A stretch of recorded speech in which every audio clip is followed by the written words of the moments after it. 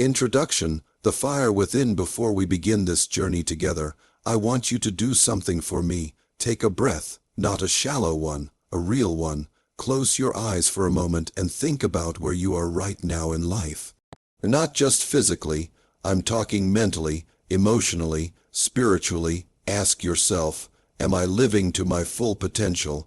Am I proud of who I'm becoming? Am I truly focused on me? Or am I lost in the noise? Because the truth is, you didn't find this book by accident. You were meant to hear this right here, right now. This is your wake-up call. We live in a world where distractions scream louder than direction, where people are chasing followers instead of fulfillment, where comparison is killing confidence, and where most people spend their entire lives trying to impress others while quietly dying inside, but not you. Not anymore. Focus on you until you win isn't just a title. It's a mission, a mindset, a movement. It's a declaration that from this moment forward, your energy belongs to your evolution. This book isn't about becoming selfish. It's about becoming self-aware. It's about turning the spotlight inward, not to admire yourself, but to build yourself, to rewire the way you think, act, and live. Because here's what most people won't tell you. Your biggest battle isn't out there, it's in here. In your mind, in your habits, in the stories you've been told, and the ones you've been telling yourself. You're not broken, you're just buried under doubt, under fear, under years of putting others first while you shrank into the background. But not anymore. This is your season of becoming, of remembering who the hell you are, of reclaiming your voice, your vision, and your power. Each chapter in this book is designed like a mirror, to reflect back the parts of you you've forgotten, neglected, or underestimated. You'll face hard truths, you'll revisit your past, you'll challenge old patterns, and by the end of this journey, you'll come out sharper, stronger, and more focused than ever. You'll learn that consistency is louder than talent. That discipline is the real flex, that solitude can be your superpower, and that the only permission you ever needed was your own. You'll stop waiting, stop begging, stop hoping someone else will rescue you. Chapter 1. The mirror is your starting line. Let me ask you a question. When was the last time you really looked in the mirror? Not to fix your hair, not to check your outfit, but to stare deep into your own eyes and confront who you truly are. That mirror is where it all begins. It doesn't lie, it doesn't sugarcoat, and it doesn't care about the excuses, the noise, or the opinions of others. The mirror only reflects one thing, truth, and that truth, it's your starting line. You see, the first step to winning in life is not chasing success, clout, or applause. It's not about proving yourself to the world. It's not even about becoming someone new. No, it's about facing who you are, owning your story, and taking responsibility for your life. Completely, fully, unapologetically. We live in a world that tries to pull our focus in 100 different directions. Social media, expectations, opinions, distractions. But here's the secret. You can't change your life until you change your focus. And that focus, it has to be on you. Let me tell you a story. There was a man, broke, overweight, defeated. He blamed everything, his job, his parents, his past. Every morning he woke up angry at the world. But one morning, something shifted. He dragged himself into the bathroom, stared into the mirror, and finally whispered, "This is on me." He cried, not out of weakness, but out of truth. That day, he made a promise. No more blaming. No more waiting. From this day forward, I focus on me. I build me. I become the person I was meant to be. That man was me. And that moment, it changed everything. Because the truth is, your life doesn't begin when someone gives you a chance. It begins when you give yourself a chance. This chapter, this moment, is not about motivation. It's about ownership. It's about understanding that you are not a victim of your circumstances, but the author of your story.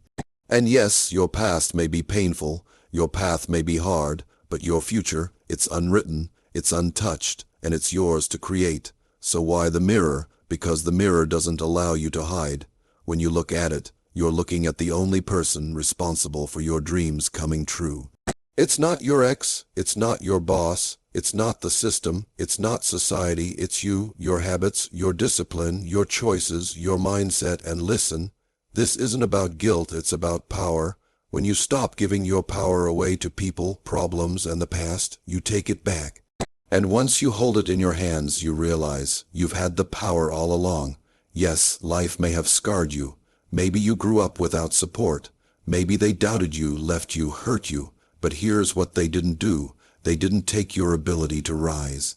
That belongs to you. You want to win, then focus on you. Not for ego, not for vanity, but because the world is full of people trying to fix others, trying to control things outside of them, while their own soul is falling apart. Fix yourself, heal yourself, love yourself, build yourself. That's how you win. In every game, there's a warm-up before the main event. And this right here, this chapter, is your warm-up. Because if you don't believe in you, if you don't hold yourself accountable, then everything else in this book will just be more words. The mirror is your accountability partner. Every morning, you check in with the person who matters most. Ask yourself, am I showing up for my future self today? Am I keeping the promises I made to me? Am I growing or just going through the motions? This chapter is about getting brutally honest, and I get it, honesty hurts. But healing doesn't come from hiding. Growth doesn't come from comfort. The most powerful transformation starts when you admit the truth, face the pain, and decide to rise anyway. The mirror isn't your enemy. It's your gateway, because once you stop avoiding it, you start aligning with your purpose. You start realizing that the only competition you've ever had is the reflection staring back at you. So today, I dare you to stand tall. Walk to that mirror, look into your own eyes, and instead of saying, "Why me?" say, "Try me," because you are not powerless, you are not broken, you are becoming, and becoming starts with focus. Focus on you until you win. Let's go, Chapter 2. Silence the noise. There's a battle going on right now. Not outside of you, but inside your mind. It's the noise, the endless chatter, the opinions, the expectations, the doubts, the fear. And if you're not intentional about your focus, that noise will drown out your potential. We are living in the loudest generation in human history. Notifications ping every 5 seconds. Everyone has an opinion about your life, and they're not shy about sharing it. You scroll through social media, comparing your journey to a highlight reel of someone else's filtered life. You hear voices saying, "You're behind, you're not enough, you should be doing more." But here's the truth. Not all noise is audible. Some of the loudest noise is in your head. It's the voice that whispers, "What if I fail? What will they think? Maybe I'm not good enough." And that voice, it's not truth. It's fear wearing a disguise. Let me tell you something powerful. You were not born to be an echo of the world. You were born to be a voice of purpose. And the only way you find your voice is to first silence the noise. Let me take you back to a moment in my own life. A few years ago, I was on the brink. I had dreams, big ones, but I also had distractions. Every time I made progress, someone's opinion knocked me off course. Every time I started believing in myself, some voice in my head reminded me of past failures. I was listening to everyone but myself. One day I decided to take a break. No phone, no social media, no distractions, just me, a notebook, and silence. At first it was uncomfortable. You know why? Because silence forces you to hear your truth. And sometimes truth isn't easy to hear, but it's necessary, because in that stillness something beautiful happened. I heard my voice again, not the voice of fear, but the voice of faith, the voice of purpose. The voice that said, "You are made for more." That voice is inside you too, but you have to quiet the chaos to hear it. Let's be real, some of you aren't tired because you're doing too much. You're tired because you're mentally exhausted from trying to please everyone, trying to keep up, trying to live up to expectations that were never meant for you. The noise is stealing your energy. It's stealing your clarity. It's stealing your confidence. So here's your wake-up call. You don't need more opinions. You need more solitude. You don't need more validation. You need more alignment. Because when you're aligned with your purpose, the noise outside doesn't shake the voice inside. It's time to reclaim your peace. It's time to protect your mind like your life depends on it, because it does. Everything starts with your mind, your focus, your clarity, and if you're constantly distracted, you'll never create anything meaningful. I want you to think of your mind like a garden. Whatever you plant there will grow. If you're constantly allowing weeds, negative thoughts, opinions, noise, to grow unchecked, don't be surprised when your life feels overgrown with confusion and doubt. Protect your garden, choose what you let in. Let's break it down practically. Unfollow anyone on social media who makes you feel less than. Spend at least 10 minutes every day in silence. No phone, no noise, just you. Limit how much input you consume. You don't need 50 voices giving you advice. You need one voice, yours. Stop explaining your every move. People don't need to understand your path to respect it. Some of the most successful people in the world are not the loudest. They're the most focused. They've mastered the art of strategic silence. They work in the shadows. They grind in the quiet. They don't chase applause. They chase alignment. Because here's the thing, when you're focused, you're dangerous. You don't get distracted by gossip. You don't get discouraged by haters. You don't get derailed by setbacks. You move with clarity, with purpose, with fire, and yes, people might not understand your silence. That's okay. They're not supposed to. This chapter of your life isn't about being seen. It's about becoming. So today, I challenge you to turn down the volume on everything and everyone that isn't contributing to your growth. You don't owe anyone an explanation for focusing on your peace. Start building that habit now. Create sacred space in your day where nothing enters except your thoughts, your goals, your truth. In that space, ask yourself, what am I chasing that isn't mine? What am I doing just to please others? What would I do if I wasn't afraid of judgment? You'll be surprised what clarity rises from silence. This chapter isn't just about muting the outside world, it's about amplifying your inner voice. That voice knows the way, that voice is your compass, but you can't hear it until you tune out the noise. So turn down the volume on distractions, turn up the volume on your purpose, and remember, greatness is quiet before it's loud. Champions train in silence before the world sees the victory. Silence the noise, focus on you, until you win. Chapter 3.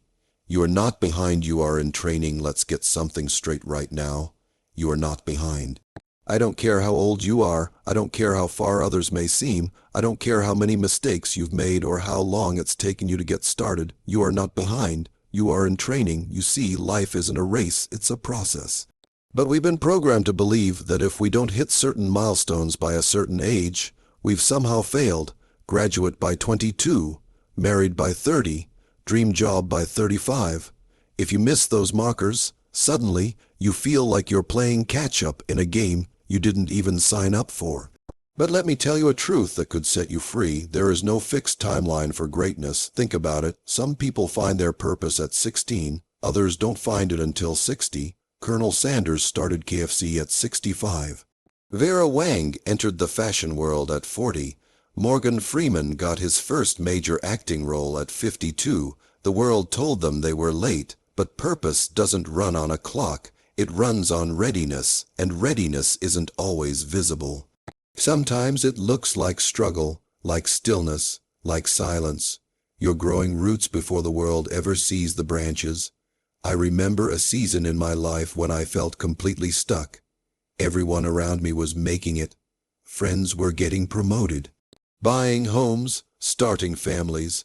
Meanwhile, I was grinding in silence, barely making ends meet, fighting self-doubt every single day. I started to ask myself, am I behind? Did I miss my moment? But I was asking the wrong question. The real question wasn't whether I was behind. It was, what is life preparing me for? And when I changed the question, everything changed. I started to realize that every rejection was building my resilience. Every delay was sharpening my discipline. Every quiet season was teaching me how to hear my own voice. You are not behind. You're in training, and training is never glamorous. Think about an athlete. You don't see the 5 a.m. workouts, the injuries, the moments when they want to quit. You see the gold medal, the victory lap, the highlight reel, but the real work, it's invisible, and that's where you are right now. In the invisible season, the training ground, the preparation phase. This is the season where champions are made. But most people quit during training because they don't realize what's happening. They confuse silence with failure. They think slow progress means no progress. But growth doesn't always announce itself. Sometimes the most important transformation is the one nobody sees. You may be learning patience. You may be healing from something heavy. You may be building inner strength so that when the opportunity comes, you're not just ready, you're unstoppable. Let me be clear, there is no such thing as late when it comes to your purpose. Your timeline is your timeline. Stop measuring your life by someone else's stopwatch. You know what comparison does. It steals your peace and blinds you to your own journey. You start focusing on their finish line and forget that you're still in training for your own. But your finish line requires a different path, a different pace, a different process. So if it feels like nothing is happening right now, I want you to remember this. The work you're doing in silence will speak for you one day. The early mornings, the late nights, the quiet hustle, the daily discipline no one applauds.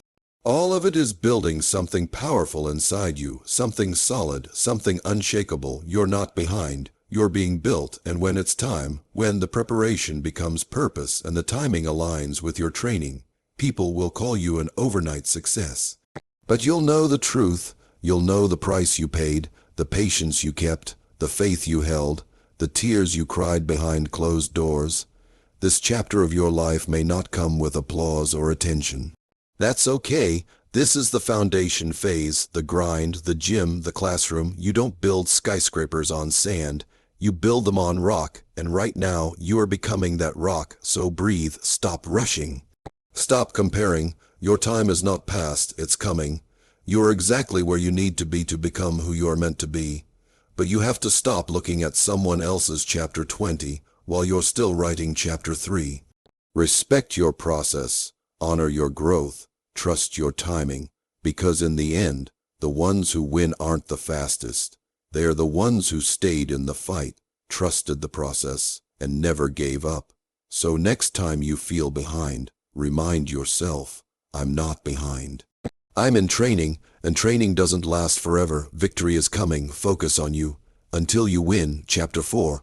Kill comparison before it kills you. Let's talk about one of the greatest killers of dreams, joy, and self-worth: comparison. It's silent, it's sneaky, and it's deadly, not physically, but emotionally, mentally, spiritually. It slowly chips away at your confidence, your creativity, and your belief in yourself, one scroll at a time. One glance at someone else's success, one moment of thinking they're doing better than me. And here's the hard truth: if you don't kill comparison, it will kill your purpose. Let's be honest, comparison is everywhere. We're not just living our lives anymore, we're measuring them. We compare relationships, careers, followers, income, bodies, houses, and timelines. It's like we're in a constant competition we never agreed to enter. You wake up feeling okay, until you see someone online who seems to be ahead. Suddenly, your own life doesn't feel good enough. That vacation someone else is on, it makes your weekend at home feel like failure. Their promotion, it makes your steady progress feel like a dead end. Their engagement, now you're questioning if you're lovable. But here's what you forget in those moments: you're comparing their visible moment to your invisible battle. Their highlight reel to your behind the scenes, and it's never a fair fight. Let me take you back to a time in my life when I almost quit because of comparison. I had just launched my first big project. I had poured months of work, sweat, and soul into it. I was proud until I looked sideways. Someone else had launched something too, bigger, flashier, more followers, more hype, and just like that, my pride turned to shame. What's the point? I thought. They're already ahead. They're already doing it better. I almost walked away from something that mattered to me, not because it wasn't good enough, but because I told myself it wasn't as good as theirs. And that's the danger. Comparison will rob you of everything you've worked for, not because you're failing, but because you're failing to see your own value. So let me say this as clearly as I can: you are not them. You were never meant to be. Your story is yours. Your timing is yours. Your struggle, your growth, your win, it's all unique. And when you try to measure your success against someone else's, you forget that you were created to run your own race. Look, Michael Jordan didn't compare himself to swimmers. Serena Williams didn't try to outdo long-distance runners. They focused on their lane, and because they focused, they won. That's your job. Focus on your lane. Your pace, your purpose. I know it's hard, especially when you're in a season of building, and someone else seems to be celebrating. But someone else's blessing isn't your burden. Their success doesn't threaten yours. There's room for all of us, but you won't find your breakthrough by envying someone else's. You'll find it by watering your own grass. You'll find it by waking up every day and saying, I may not be where I want to be, but I'm showing up for me. You want to win. Then stop looking sideways. Every second you spend comparing is a second you're not creating. Every moment you spend envying is a moment you're not evolving. Comparison keeps you stuck. Creation moves you forward. Here's what I've learned: the more you compare, the more you forget how far you've come. You forget the storms you've survived, the growth you've earned, the healing you've done in silence. You lose sight of your own power because you're too busy staring at someone else's platform. So let me give you a mindset shift. What if instead of comparing, you celebrated? What if you saw someone winning and said, good for them? That means it's possible for me too. What if their progress was proof, not that you're behind, but that purpose is real? Because when you shift from competition to inspiration, you shift your entire vibration. You go from scarcity to abundance, from fear to faith, from jealousy to joy, and guess what? Joy is magnetic. Confidence is contagious. When you focus on your own growth, you attract the right opportunities, the right people, the right path.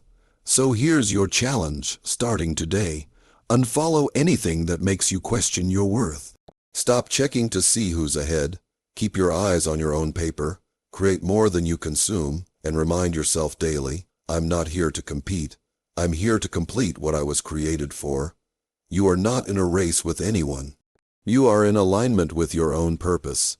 And every time you stop to compare, you slow yourself down.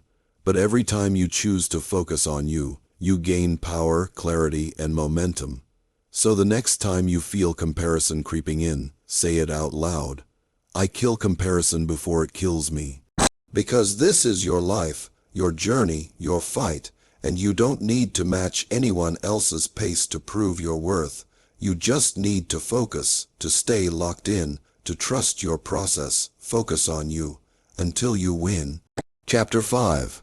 The disciplined decision. Let's face it, motivation is overrated. It's temporary, it's fleeting. It comes in waves, but it doesn't stay. One day, you feel like you can conquer the world. The next, you can barely get out of bed. That's why winners aren't built on motivation. They're built on discipline. Discipline is the difference between dreaming and doing, between wishing and winning, between potential and power. Here's the truth. Every breakthrough in life begins with a decision. Not an emotional high, not a lucky break, not a perfect moment, a decision. And the most powerful decision you will ever make is this: no matter how I feel, I will show up. That's what discipline is. Showing up even when it's hard, especially when it's hard. Discipline says, I'm tired, but I'm still doing the work. I'm scared, but I'm still taking the step. I don't feel like it, but I'm still moving forward. You know what separates the person who wins from the one who gives up? It's not talent, it's not luck. It's the discipline to keep going when the emotions fade. Let me tell you a story. A few years ago, I made a goal to wake up at 5:00 a.m. every day to work on my dream. Day 1. I was on fire. Day 2, a little harder. By day 5, the fire was gone. My bed felt warm. My dream felt distant, and every part of me wanted to hit snooze and go back to sleep. But then I remembered something. My dream doesn't care how I feel. The world doesn't reward potential, it rewards discipline. If I only showed up when I felt like it, I would never become who I was meant to be, so I dragged myself up. I didn't run to the work, I crawled to it. But I did it, and that day wasn't flashy or glamorous, but it was foundational, because that day I built something stronger than motivation. I built consistency. I built character. I built momentum. You see, motivation asks, how do I feel? Discipline asks, what did I commit to? Discipline is love in action. It's loving your future self enough to make hard decisions now. It's choosing growth over comfort, purpose over pleasure, consistency over convenience. But here's the beautiful part. Discipline is not something you're born with. It's something you build. Every time you choose to keep going, even when it's inconvenient, you're training yourself to be unstoppable. And yes, it's hard. Discipline requires saying no when everyone else is saying yes. It requires sacrificing now for what you truly want later. But it also gives you something nothing else can: control over your life. When you develop discipline, you stop being a slave to your emotions. You stop waiting for permission to succeed. You become the one who decides what your day looks like, what your life looks like, and what your legacy will be. Think about the people you admire, the champions, the leaders, the change makers. They didn't rise because they felt motivated every day. They rose because they were disciplined enough to rise even on the days they felt like falling. Discipline isn't glamorous. It looks like small decisions stacked over time. Waking up when your body says sleep, saying no when your ego says yes, choosing the gym over the couch, picking the book over the scroll, doing the work when no one is watching. These small wins may seem insignificant in the moment, but over time they build an unstoppable force called momentum. And once you have momentum, nothing can stop you. Let's get practical. How do you build discipline? Start small. Don't try to overhaul your life in a day. Pick one habit, one commitment, stick to it for a week, then build from there. Create structure. Discipline thrives in routine. Set up your environment to support your goals. Remove temptations. Make it easy to do the right thing. Track your progress. Wins, even small ones, create motivation. Keep a journal.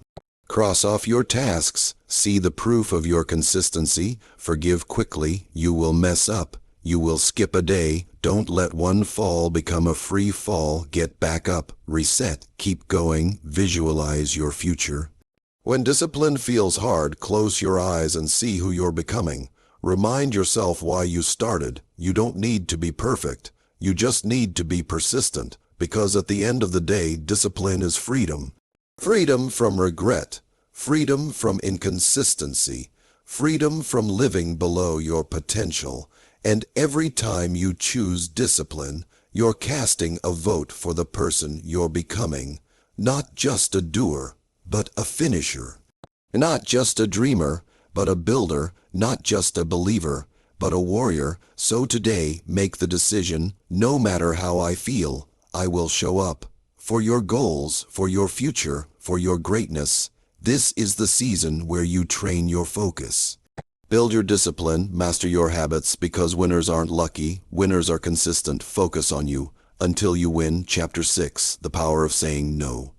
Let's talk about something that doesn't always sound motivational, but it might just save your dream, your energy, and your future. The power of saying no. In a world that constantly demands more from you, learning to say no is one of the most radical acts of self-love and focus. It's not just about turning people down, it's about turning up the volume on your vision. Because every time you say yes to something that doesn't align with your purpose, you're saying no to something that does. We live in a culture that celebrates yes, be available, be agreeable, be everywhere, be everything. But let me tell you something straight. You cannot be everything to everyone and still become who you were born to be. Saying yes to every request, every invite, every opinion, it drains you, it distracts you, it delays your destiny, and you know what?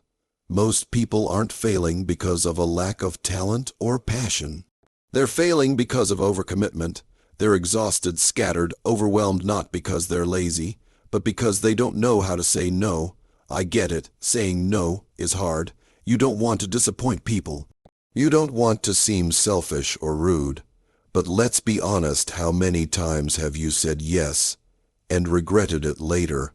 How many times have you overbooked yourself, neglected your priorities, or felt resentful because you didn't want to hurt someone's feelings? That's not kindness, that's self-betrayal. There's a powerful quote that says, if you don't prioritize your life, someone else will. And that's exactly what happens when you live in fear of no. You let the world script your schedule. You let guilt control your time, and slowly your dreams get buried under the weight of other people's agendas. But what if I told you that every no is really a yes to something greater? Saying no to distractions is saying yes to clarity. Saying no to toxic people is saying yes to peace. Saying no to overextending yourself is saying yes to your health. Saying no to what doesn't serve you is saying yes to your purpose. It's not about being rude, it's about being ruthless with your priorities. You have to get comfortable disappointing people in order to stop disappointing yourself. I remember a season in my life where I said yes to everything, every favor, every event, every call. I was afraid to let anyone down. I thought I was being generous, but in truth, I was being drained. My creativity suffered. My goals got blurry. I was doing so much for everyone else that I wasn't showing up for me. And one day, I hit a wall. Burned out, empty, frustrated, I realized if I keep saying yes to everyone, I'll end up saying no to the life I actually want. That was the day I made a decision. From now on, I protect my purpose, I protect my peace, I protect my time. And that protection began with a powerful word, no. Was it easy? No. Did people misunderstand me? Some did. Did I lose certain opportunities, friendships, and invitations? Yes. But what I gained was worth so much more. I gained time, energy, clarity, confidence. I started saying yes to things that actually aligned with my goals. And you know what? My life leveled up. My focus sharpened.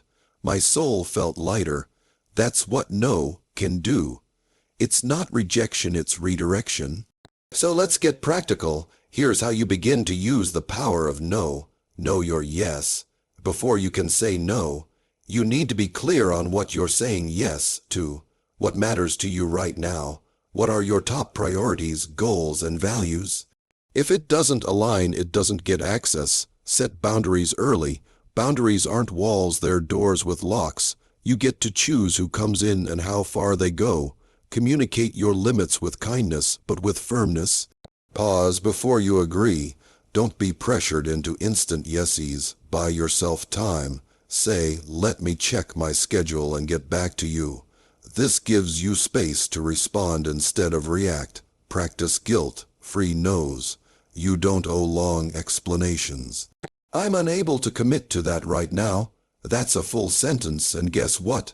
People who respect your boundaries respect you more. Put your dream on your calendar. If your schedule is full of other people's plans, there's no room for yours. Block off time for your goals and defend it. Your time is your life. Your energy is your power. Protect them like your future depends on it, because it does. So the next time someone asks for your yes, ask yourself, does this support the life I'm building? Is this a distraction or an alignment? Will this help me grow, or will it stretch me thin? Because every yes costs you something, and you cannot afford to spend your life budget on things that don't pay dividends in purpose. So stand tall, speak clearly, and if it doesn't serve you, say no without apology, because you weren't created to be available to everyone. You were created to be accountable to your calling. You don't need to explain it. You just need to own it. Say no, so you can finally say yes to you. Focus on you until you win. Chapter 7.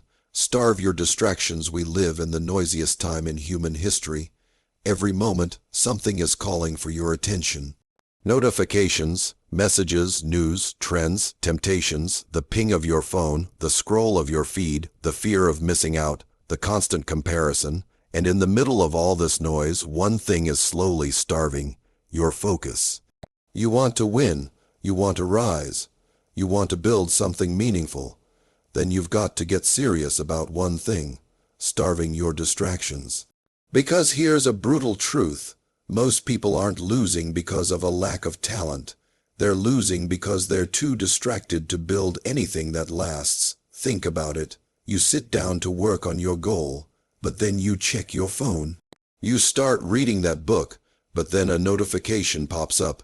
You decide to focus, but your mind keeps wandering to what everyone else is doing, and before you know it, another day passes, another week, another month. You keep saying you want change, but you keep feeding the very things that are blocking your breakthrough. Here's what I want you to understand. Your distractions are not just wasting your time. They are stealing your destiny. Because time is life. When you waste minutes, you waste momentum. And when you lose momentum, your dreams start to fade. I once read a quote that hit me hard. It said, "If you don't learn how to control your distractions will control your future." And that's exactly what happens to most people. They don't even realize how much time they're giving to things that give them nothing back. Let me be real with you. Social media, gossip, drama, binge watching, endless scrolling. None of these things are inherently evil. But when they become habits that consume your energy, your focus, and your drive, that's when they become dangerous. I remember a time when I felt like I was stuck in life. No progress, no momentum.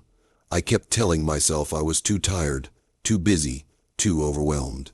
But the truth, I wasn't too tired. I was just too distracted. I wasn't too busy. I just wasn't managing my energy. I realized I was giving more attention to strangers on the internet than to the dreams in my heart. I was watching other people build their lives while I was neglecting my own. So I made a choice, a radical one. I deleted half the apps off my phone. I turned off notifications. I started waking up and reaching for my purpose before I reached for my phone. And slowly, my life started to shift. My mind got clearer, my schedule got tighter, my vision came back into focus. Why? Because I stopped feeding what was draining me and started feeding what was developing me. You see, your distractions are like weeds. If you keep watering them, they will choke out every seed of greatness you've planted. But if you starve them, if you stop giving them your time, your clicks, your attention, they die. And in their place, growth. So how do you start starving your distractions? Let me break it down. Audit your time. You can't change what you don't track.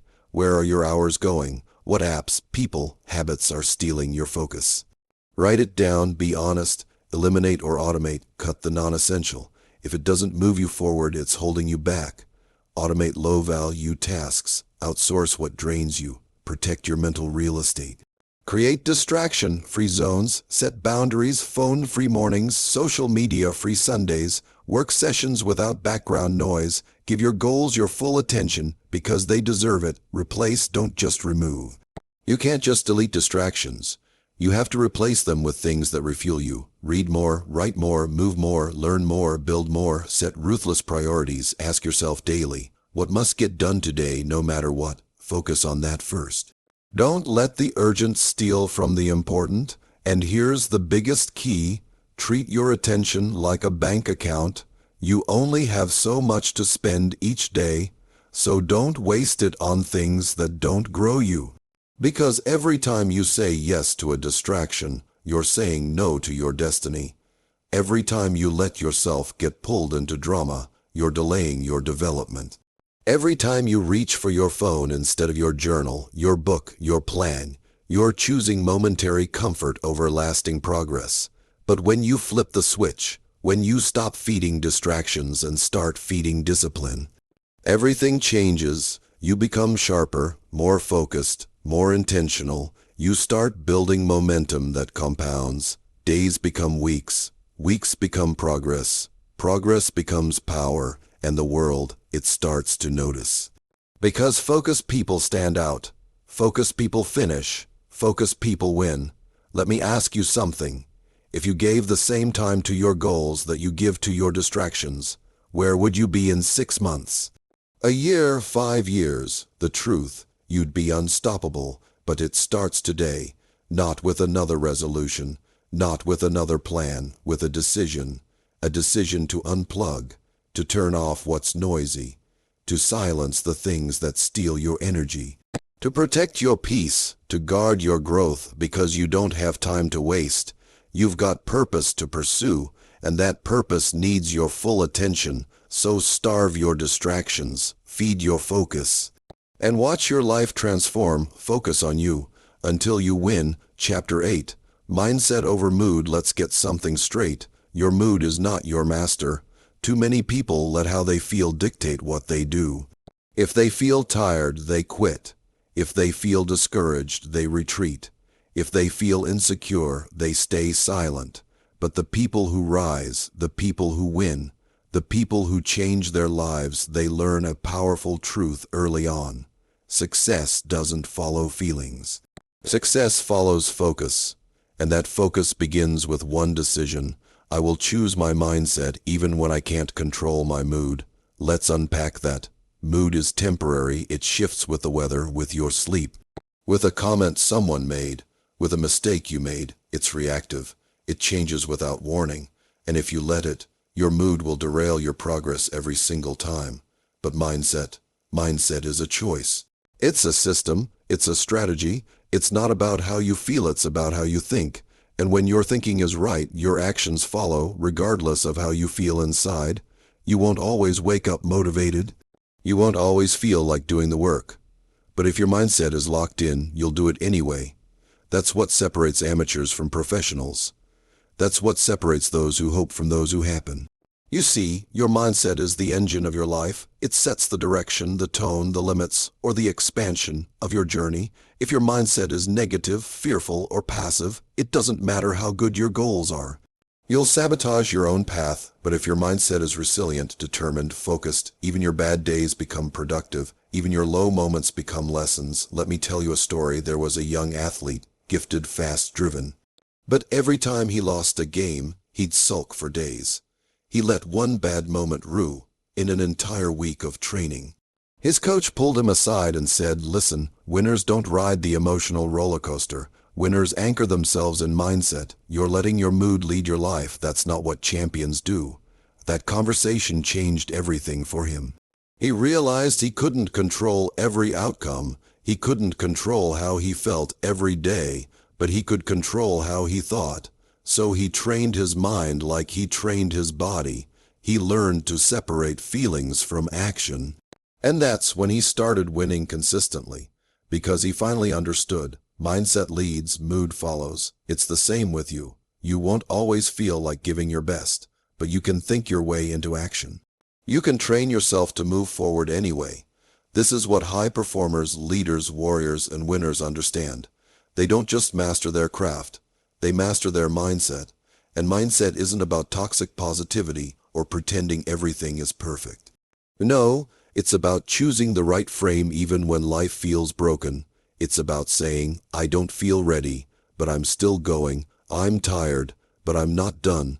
This setback hurts, but I'm not giving up.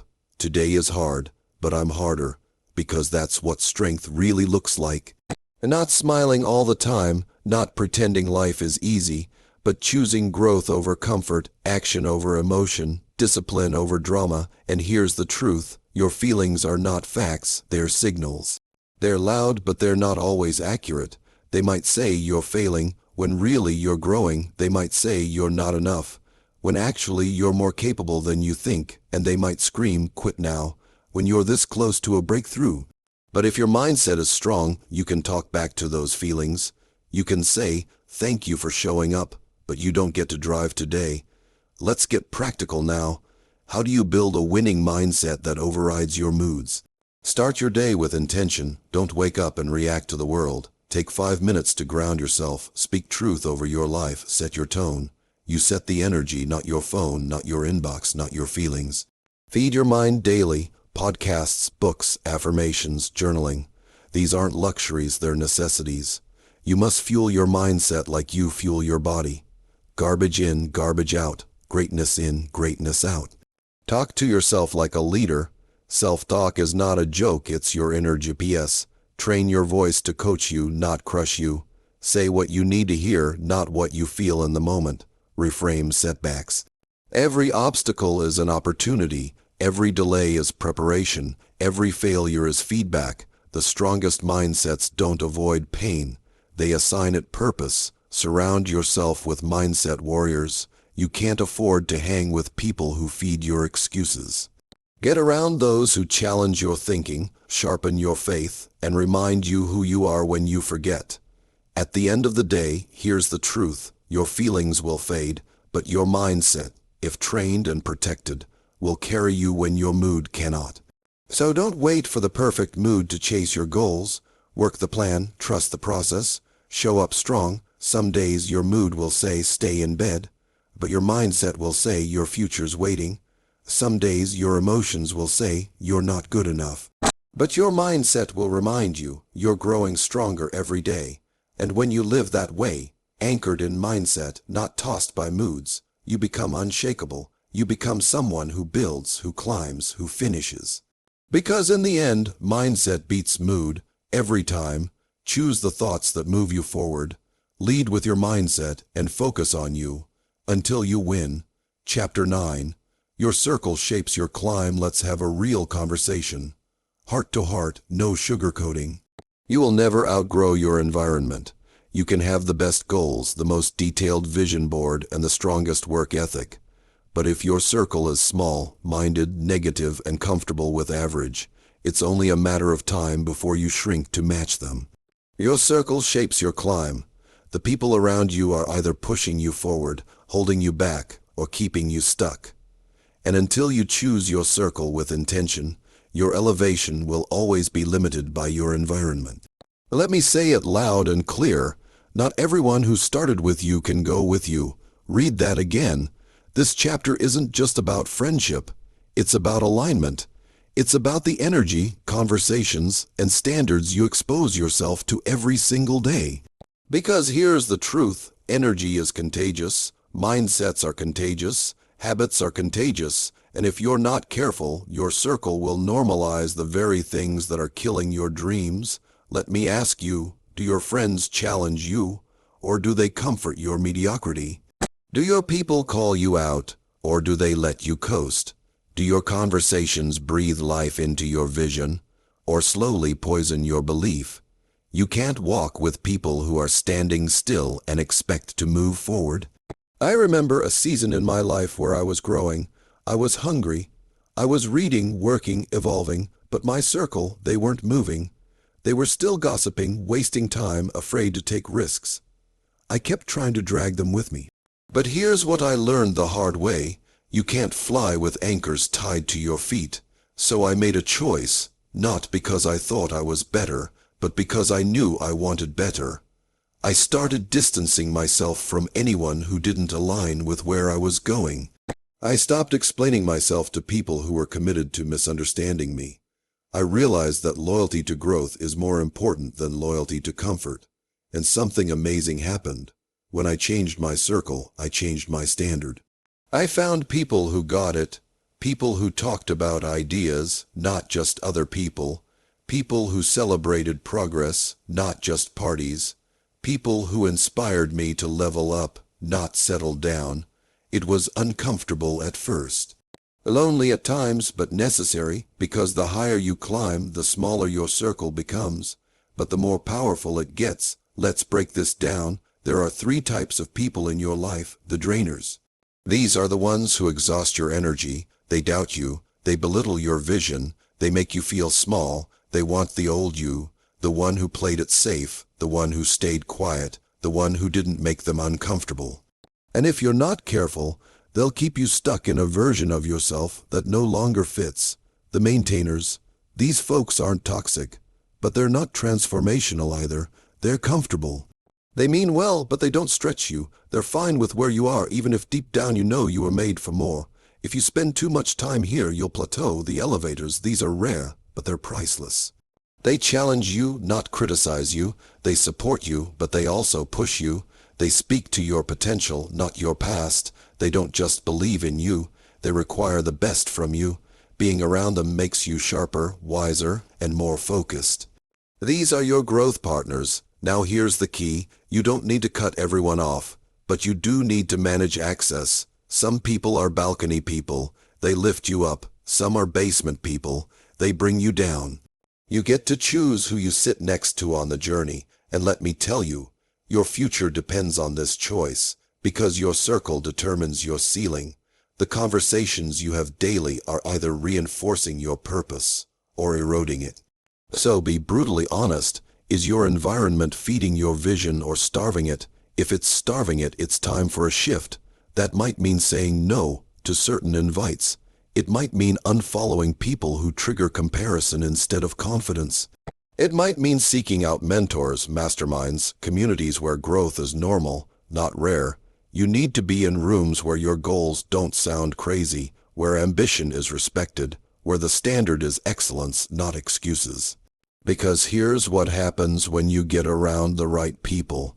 You think bigger, you act bolder, you move faster, you dream louder, you execute better. They'll remind you of who you are when you forget. They'll hold you accountable when you slip.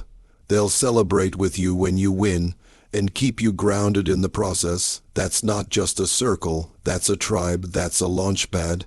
That's how you accelerate your climb. So here's your challenge. Audit your circle, not out of judgment, but out of alignment. Ask yourself, who makes me better? Who brings me peace? Who reminds me of my greatness? Who challenges me to grow?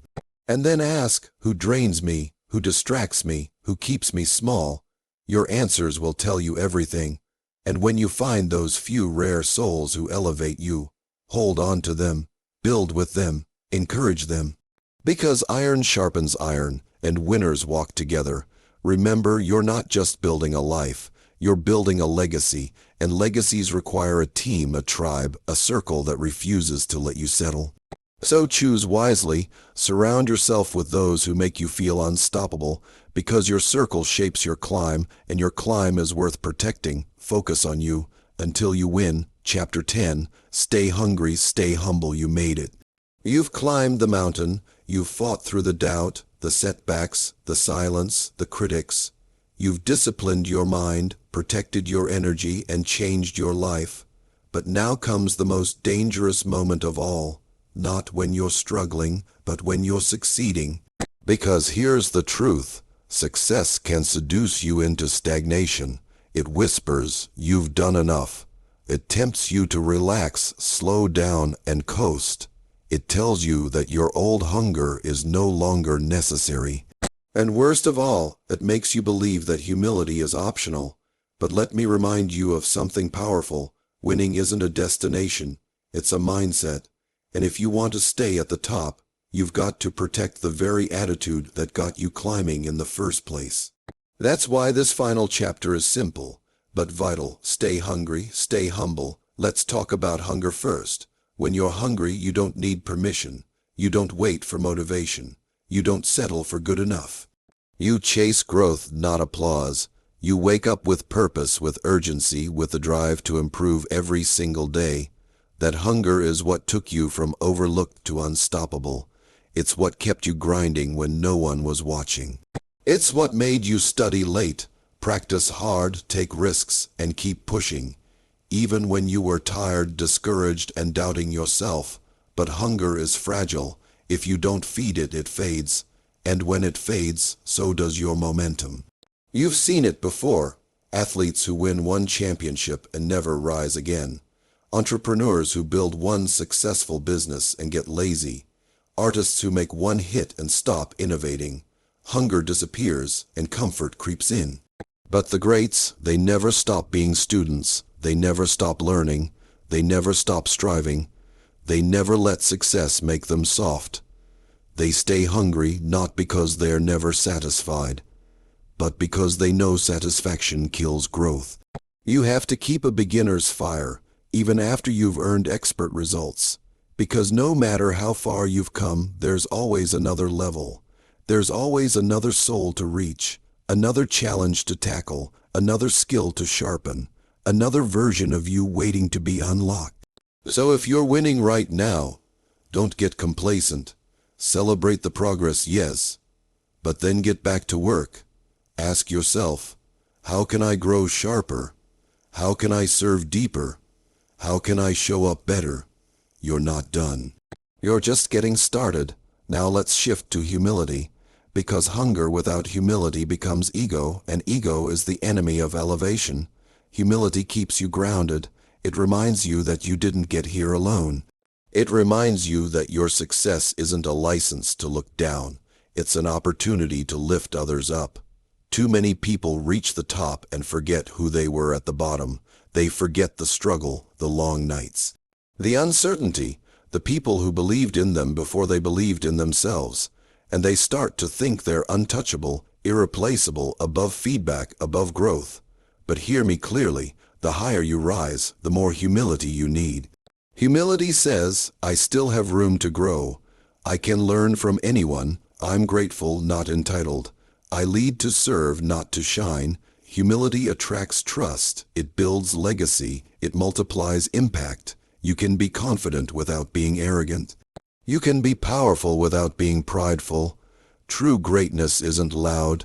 It's disciplined, consistent, and deeply rooted in humility. Look at the world's best leaders, creators, athletes, and thinkers.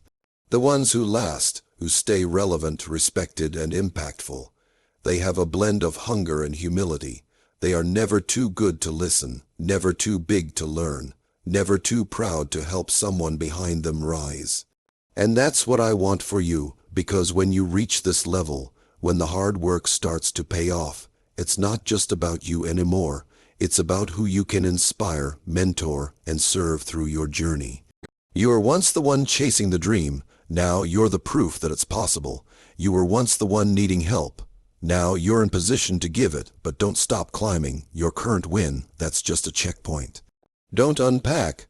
Don't retire. Don't settle. Yes, celebrate. Yes, breathe. Yes, honor your journey, but then lock back in, refocus, recommit, refuel your purpose, because life will keep testing you. Comfort will keep calling you. And if you don't intentionally stay hungry and humble, you'll slowly slide backward, without even realizing it. So here's your final call to action. Don't just chase victory, sustain it. Don't just build a moment, build a legacy. And don't just focus on you. Grow the you who stays powerful, even after the win. This isn't the end of your story. This is your new beginning. So stay hungry, stay humble, and focus on you, until you win again. And again and again.